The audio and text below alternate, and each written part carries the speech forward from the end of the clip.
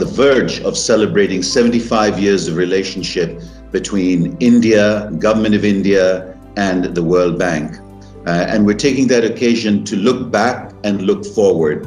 And we're delighted that you have joined us in this reflection because you have been a part of the World Bank's journey for many years.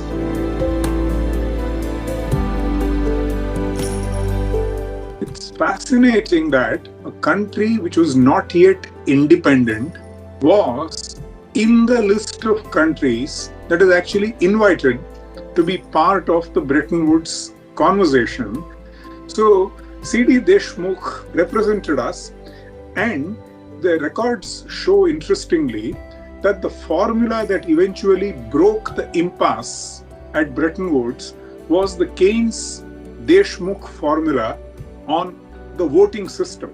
So I think our relationship with the bank is, quote unquote, actually special.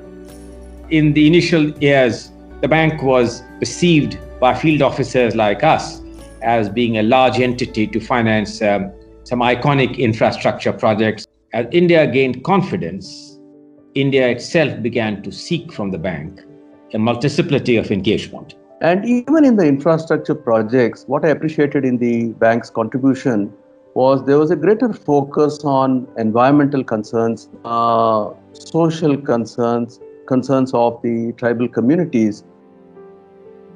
I think investment focus on poor and on poverty is what has been really commendable, if I have to say, on behalf of the women workers in the informal economy. There was a lot of discussion going on in India on the need for policy reform. And I would credit the bank quite a bit for having made us quite familiar with these changes, giving frank advice that we needed to change policies quite a bit. We looked at the problems of this world together, and we looked at solutions together. We looked very much at the physical aspects around growth and economic development. And then we went on to look increasingly at the human capital.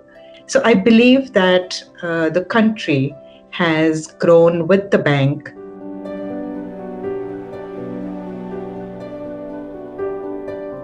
The foundation of social capital laid in this country through the National Rural Livelihoods Mission is going to be the platform for many other development initiatives. Through these projects, World Bank and we could demonstrate the power of organizing the poor. The bank played a very major role on how do you institutionalize the banking for the poor, which is now known as microfinance. We did also leverage the bank a little bit vis-a-vis state governments, because I think project-specific conditionality which the bank imposed was a very good discipline. I mean, the most elementary was simply the transparency in procurement. The thing that strikes you the most is how well the bank moved from being just a funder to becoming truly a knowledge bank. In Punjab, for instance, in the recent past, recognizing the issues around the environment, the need to conserve water, and the need around ensuring that electricity subsidies, power subsidies do not end up in overexploitation of groundwater.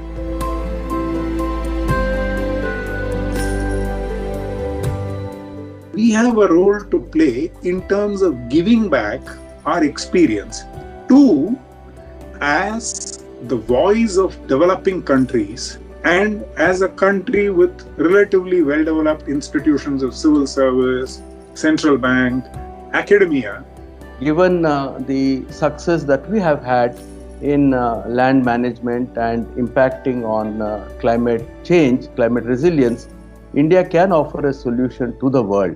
So I would really be happy if World Bank can seize this opportunity to integrate this into each of your development programs.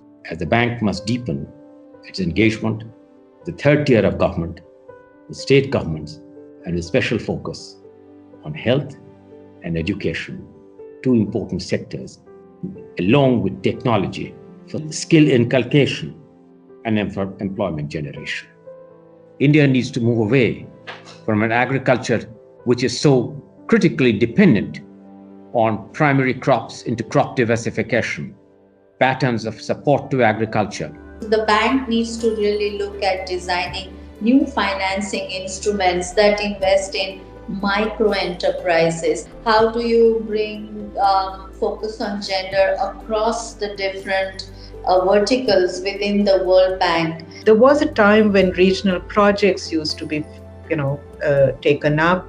Maybe now it's time for regional cross-learning to be given a little more importance. I think the bank could play a very important role, again, de-linked from its lending function, but in the kind of knowledge exchange area. It's a difficult role to play.